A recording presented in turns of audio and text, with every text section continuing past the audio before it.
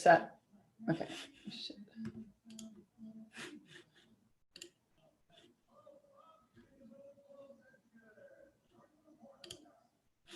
Okay.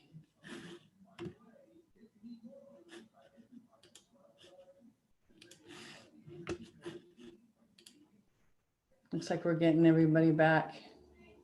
Thank you, Jimmy, so much for waiting. I know we're way, way behind schedule. I appreciate it. Thank you.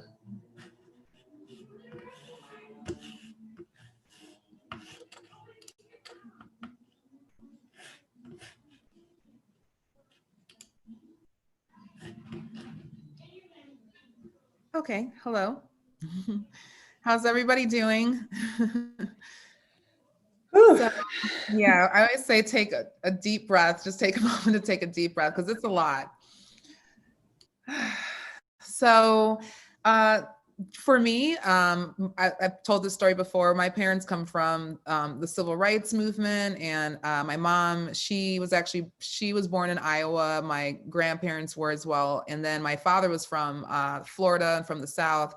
So it was just always interesting just to hear about the civil rights movement through those different lens of like the North and the South. And one thing that just sticks out to me is that they talk, because I know it's very heavy and it's like a lot of history and it just feels terribly overwhelming, but I love the part when they talk about how Barack Obama, and that was one of the first presidential staffs that I was on for in 2008, and he brought in 15 million new voters to the polls. And it's interesting that that Obama coalition is the exact coalition that's now being attacked when it comes to voter suppression and voting rights. Poor, young, Black, Latinx, Asian American, Pacific Islanders, so and just people from different parts of the country. A lot of these states that ended up turning blue, during 2008. And then it's like, now we're here, huge election. It's going to have one of the largest voter turnouts in the history, of the United States. And, our electoral systems, some by design are, better than others, and, some aren't. But if we can overwhelm the system, it makes it that much harder for shenanigans and voter suppression and things to happen. And so there's been a lot of improvement and a lot of coalitions working together, for like the first time ever. And Fair Fight Action that's here in Atlanta, that Stacey Abrams started, they are in 18 battleground states, and they're working with the state parties financially and otherwise. They're helping to bring lawsuits, in various states across the country regarding voting rights. So they've been successful. A lot of those governor's races in 2019 and other state house races and things like that around the country, Fair Fight has helped with. So, we can use all of these things and use all this information to make a change. But like, over these next 15 days, it really is about which side is going to overwhelmingly turn out the vote than the other. And that's what it just comes down to at the end of the day is numbers. So just continuing to talk to everybody that family and friends, sending a text. Please don't assume, that people are voting number one or voting for the person, or party that you want them to. Early vote yourself, as soon as you can. And then if you have any, time during the early voting stage or even election day, if you can be a poll worker or a poll observer or anything that you can do to help protect the vote, that's going to be the next piece. And just really preparing ourselves for may not know who the president's going to be that night or even that week. I just know certain organizations that I'm affiliated with, they're looking, far out into like the end of November, December, because there's gonna be all kind of lawsuits that are already filed, lawsuits waiting to be filed, and so on. So any help that you can give is so important because, once you can keep people on the registers, for them to be able to vote, and then having them vote, having their vote counted, and then being able to make sure all the ballots are counted and it's a fair election is an entire process. So just want to throw that out there. And then we can go ahead and, Jimmy, if you're out there, Jimmy, you know, he was with us last time when we had the watch party for this film, and he, you know, has just an interesting story and perspective on voting. And I would love for Jimmy also to talk about, you know, this is something that we've all been talking about in little group chats here and there, is about this supposed appeal that some Black men are going towards Trump, even if it's by a few percentage points, but really it's been growing ever since 2012. I think Mitt Romney had like a 9%, you know, of Black men who voted for him. So, you know, any insight that you have, because I know that's something we've been talking about with you behind the scenes, and anything else you want to add about your experience with voting and protecting your vote. How's everybody doing? How y'all doing? So, my story is very unique to all of this. I can give you a different perspective. I was an innocent man on death row for 25.5 years in Pennsylvania, Philadelphia. I did not receive a fair appeal until I went to federal court. So the elections and voting is very important to me, because most people don't understand that each president that is elected will appoint judges to the US Supreme Court and judges to every single federal court all over the country. And right now, as we speak, this particular president has appointed over 200 judges to federal court all over the country. And these judges are extremists and they're racist. For me, in 2016, I was exonerated by the highest court in Pennsylvania, Pennsylvania Third Circuit. At that point in time, I was on my way home out the door. We had a corrupt DA in Philadelphia by the name of Seth Williams. And this is how the 2016 election between Hillary Clinton and Trump affected me. When Trump won, the district attorney, Seth Williams, called my lawyers and told my lawyers that he was going to appeal to the United States Supreme Court. Up until that time, he was not going to appeal. He was going to do the right thing. But when he seen an avenue upon which he could do something corrupt and keep me in prison, he chose that avenue, and that's exactly what he threatened. That is the power that we in the United States have as a people, to choose the right person and how it affects everybody in every facet and walk of life, right?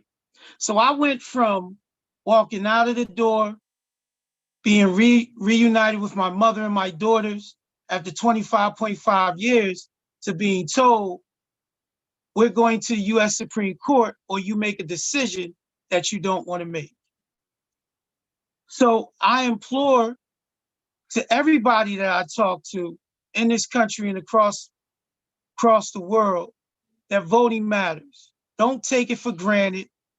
Don't assume that we have the numbers, because in 2016, I was told by many people, Black people, white people, everybody, people really thought that Hillary Clinton had it in the bag. People really felt that way in the community. So they did not even care to vote. Some people told me to my face that they wasn't going to vote and that they was going to vote independently. And the people that did not vote actually hurt me. So when we out here and we trying to encourage people to vote, we must educate them and tell them the importance of voting, how it affects every single facet of our life. Right now, as we speak, democracy is at risk. A woman's right to choose is at risk. One of the first things that they're going to do is they're going to attack Roe v. Wade. If everybody has looked at the confirmation hearings of Amy Barrett, She's not answering the questions. We already know what the answers is. All of us know what the answers are, and we know what they're going to do.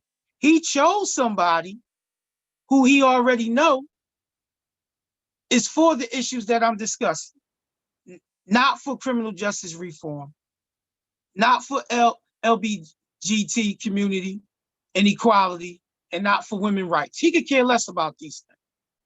We must impress upon people that these things matter and that every single facet of their life will be touched by it, even if they don't think it will. It will. The U.S. Supreme Court governs over our life. And right now, that court is about to be 6-3. And the only way we can have some equal type of balance is to put Biden and Kamala Harris in the office, and then hopefully they will stack the court and make it a 13-judge court to have a fair and impartial democracy. And in terms of speaking to Black men in the Black community, I talk to my friends and I talk to Black men every day. And what the Democratic Party cannot do anymore, which I often have told Chris and many other people, you cannot take the Black vote for granted. It's too much of that. You can't assume that Black men are going to vote and Black women are going to vote just because it's the Democratic Party.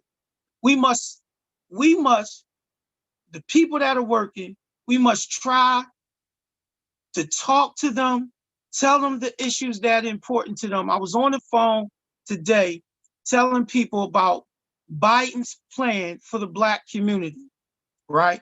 And what he's addressing, from criminal justice reform to funding, so on and so forth, and everything that he's trying to target. If we don't speak directly to them, Black people believe that you don't care, that you don't get it, that it's just another broken promise again. So this is why I've been telling Chris and everybody that would listen, you must target Black radio. And when you target Black radio, you must go on there and speak directly to the issues that affect the Black community. When you're in the neighborhoods, you must speak to the issues that directly affect the Black community and what Joe Biden and Kamala Harris and the Democratic Party plans to do about it. If you don't do that, this is why you will have people going over to the other side. It's that simple. Thank you. Thank you. No, your story is so powerful. And I love your t-shirt about never give up. And that's, I mean, that's just honestly what we have to do, and just continue to support one another. And I just believe, you know, just being an organizer at heart is, you really have to look at it as earning every vote, because everybody is different, you know, they have different issues. And if you approach it like that, and I mean, all of you are like everyone on here is doing the hard work. So it's like preaching to the choir, but you know, people, you know, they feel that appreciation, just like those postcards, like seeing handwritten and that you took time. People feel that. And a lot of times no one has even asked them, you know, will you vote with us, or will you vote, you know, and what are your issues? Like a lot of times people aren't even asking them. So, you know, even if they, you know, aren't for Biden, or they're open, you know, they just may be for them, but aren't thinking of really going out and voting or think it matters. So just continuing to talk to everybody. Would you say that when you talk to people and share the plans, do you have a sense of maybe why, you know, people think that, or why people aren't voting? Like some people aren't voting. Do you think it's just like they need to be reached out to, or do you think that, you know, they just, I don't know, what's the perspective? Because I know, you know, everyone's a little bit different, but what are you finding? The overwhelming perspective is that the Democratic Party has always taken the Black vote for granted now. That's what you hear a lot of. And when it's not that they taking the vote for granted, it's we never get spoken to. Or if we do get spoken to, we're being spoke to at the last minute, right? Because now it's time where you need something from us, but in the end, we're not going to get anything that's going to make our communities better. This is the overwhelming prevailing feeling from family and friends and people that I know in general who are on the fence to vote. So how I have appealed to them is to tell them that you can't speak about criminal justice reform if you don't vote. We don't have a chance to make it better if you don't vote. We can't have a seat at the table and try to change law and legislations with police brutality if we don't vote. We have to appeal and speak to people directly into the issues that they care about. You know, small Black businesses, you know, in the community. You know, a lot of people are offended by what, you know, the Trump administration did with the PPP loans. You're right. And so that's a good thing for us democratically, right? But people want to know that when they cast their vote, that their voices is going to be heard in a legitimate manner. You know, it reminds me of a story of a man I met during the primaries, and you know, he was, you know, it was very early on. It was like last December. It was a holiday party, and you know, he said, "Oh, okay, so who are you? You know, who are you for the, you know?" And I was saying, "Oh, I'm, you know, with Biden. Here are my reasons." And for me, I mean, a number one reason was I just, out of all the candidates, I could see the coalitions that would be needed to be able to, you know, win the Electoral College. And I just knew he was one of the stronger people out of everybody who had, you know, the different coalitions. And so, I mean, other reasons, but that was like, you know, you got to win with votes and everything. And so I was talking to a young man, and it was a young Black man, and he said, you know, my tax bracket, you know, this past year I did really well. And, you know, really, you know, I could be voting with Republicans or Trump, you know, because of my tax bracket now and everything. And he said, but, you know, because of the ACA, he said, people in my family are able to get health insurance. And he's like, so that cost isn't falling on him, because he was, you know, somebody who was really helping a lot of his family members. So even if it's not something that directly, you know, they may not think directly impacts them, you know, think about how it impacts their children, you know, and how 26-year-olds won't be covered on people's our parents' insurance anymore if the ACA is, you know, gutted and stripped. So, you know, that can impact, you know, like they might be okay in their tax bracket, but if they have, you know, 2 or 3 kids, that can really make a difference, you know, especially when we're entering this, you know, strange economy because of COVID. So people's insurance can't always just be connected, you know, to their jobs, you know, so we have to be able to kind of connect those dots as best we can. And like Jimmy was saying, it touches every, you know, facet of our lives. So it's not going to take too much to be able to connect the dot or two as to why people need to vote, but we just have to really communicate that to people. Well, Jimmy, thank you so much. I think they put your links. Jimmy's also an artist. Yeah. And so his links are in the chat. And, you know, if you want to wrap us up, Jimmy, I'd love to have you say any final words.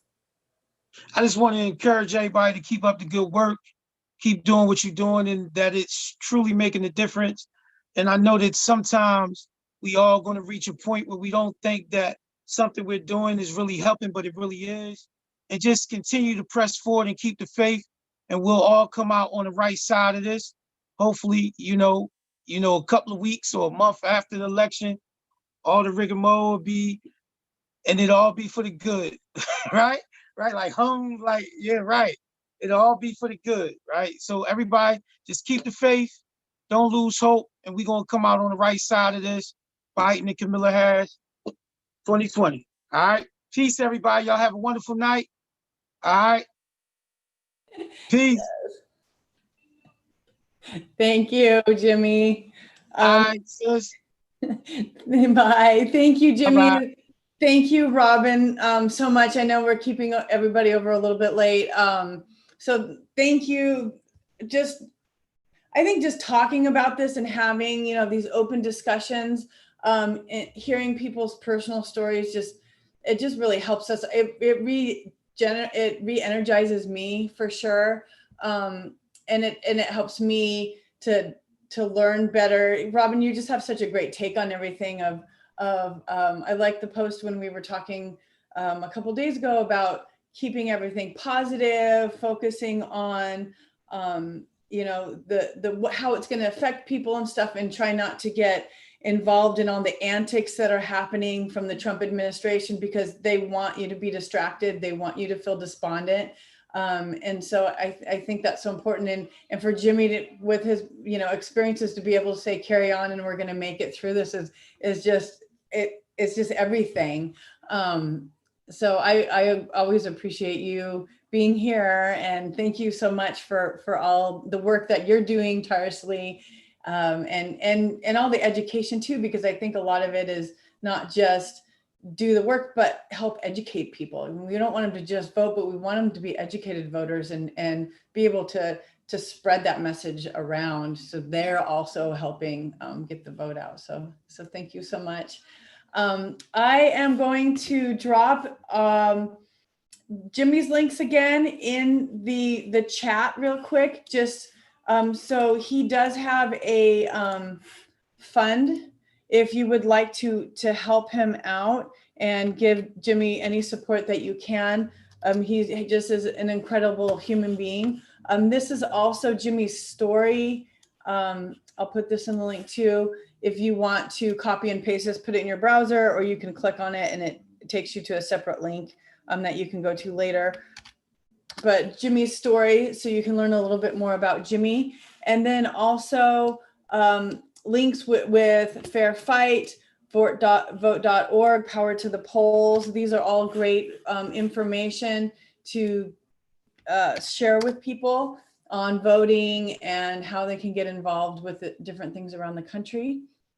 And then finally, tomorrow, we're meeting back again for our Envoy Zocalo Zoom, where we take action by writing postcards, and we also bring in live music, and it's just a great event. We only have 2 left, and it's so crazy to think that we only have 2 of these left, but it's a night of music and artistry and action, and it just really is a great way to slow down a little bit and appreciate what's going on, and still reach out to these voters. And so I'm going to put the link to Envoys for Humanity, our postcarding page that has information on how to start writing postcards with us. We have about 1 more week left, and that will also link you up to our virtual event page, so you can see all the different things that we have going on in these final 2 weeks. So I see that Kristen has a question. If you want to just pop in. Yeah, I just wanted to say really quick. The link, I think you shared Jimmy's link for supporting him personally. So he, because of Trump's election, he ended up having to sign a no contest thing, which leaves the unjust conviction on his record, which is unbelievable. Wow. So after 25 years of his life being stolen away, now his ability to support his family is limited. So he's also, making music, and he gets a little bit of press, as you've seen from Rolling Stone, Philadelphia Magazine. But, it's hard to support a family like that. So if you guys can chip in a couple bucks, it's huge for him. It makes a big difference for his family. And I know we're all donating to candidates, like maybe flag the link and come back to it after the election or something, if that's better for you. But it really does make a massive difference for him. So I just wanted to, it kind of bolsters the point he was talking about, but also just explains. So, and thank you on his behalf. Yes, awesome. Well, thank you so much, Kristen. What I'm going to do is I'm going to put up a slideshow, and we're going to play one of Jimmy's songs. And so he's gonna lead us out of this. And then if you guys want to stay around a little bit afterwards, we'll close down the live stream, and we can always chat a little bit. If you have to go, I know your time is valuable. So thank you so much for spending this time with us. Please, you see how powerful that movie is. So please make sure that you share All In Fight for Democracy with anybody and everybody. Put it on all your social media and let people know that they need to watch this because it people just need to see it. They need to know the history. We learn some of this history, some of it we don't learn on purpose in our education, and it needs to be out there and known because a lot of people just don't know or don't realize how vast this systemic racism and voter suppression has been in from the beginning of our country. And so it's very eye-opening, and it's such a well done where it weaves history in with everything else.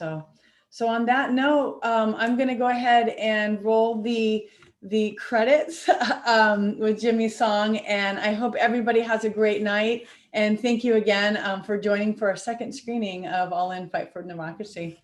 Bye, everybody. Hold on a second. Oh gosh, I got to do this in a order. Hold on. I'm trying to make that look so cool.